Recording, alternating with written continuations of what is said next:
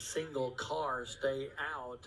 No, not at all. Everybody's on the inside line. So this will be, as you said, a very crowded pit road here at this half-mile facility. I have a feeling there were drivers looking up at this scoreboard every time by, knowing that it was coming up at lap 107, the next yellow. Just can't wait till it gets there because they were barely hanging on. We saw a couple close calls with possible accidents. 3 sets of tires in each pit area here. That's the leader, Derek Thorne, putting fuel in the back end of that car, changing left side tires right now, the driver from Bakersfield, California.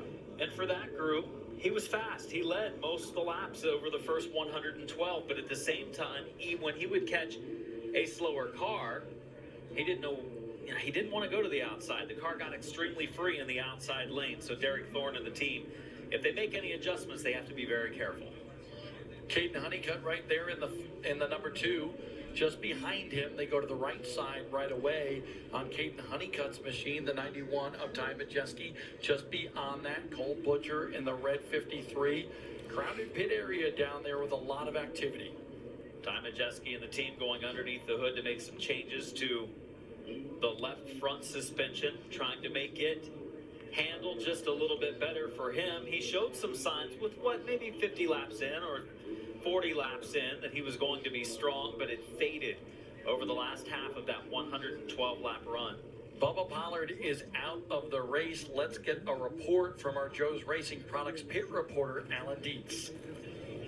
Well, Bob, Bubba declined comment on camera. And not so many words that you can use on television. He said the car wasn't very good. That's about as clean as I could put it. Man, I tell you what, interesting for Bubba Pollard. A tough break for him again. Blaze Dillner is down on pit road to tell us what's going on around the Caden Honeycutt area. Blaze?